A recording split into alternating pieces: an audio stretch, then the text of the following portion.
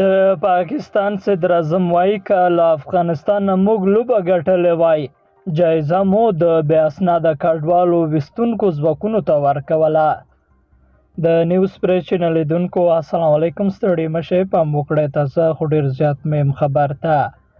د پاکستان صدر اعظم انور الحق کاکړ ویلي که د کرکټ په نړیوال جام کې له افغانستان څخه وروستۍ لوبه د دوی ټیم ګټلې وای، نو د بریالیتوب جایزه به یې خپلو هغو امنیتي ځواکونو ته به یې ډالۍ کړې وای چې افغان بې اسناده کډوال له پاکستان څخه باسي. کاکړ دا خبره تازه په یوه ټلویزیوني مرکه کې کړې ده. هغه د افغان لوبغاړي ابراهیم ځدران لخوا له پاکستان ایستل کېدونکو افغان کډوالو ته د لوبې د غوره لوبغاړي د جایزې د ډالۍ کولو په غبرګون دا خبره کړې ده.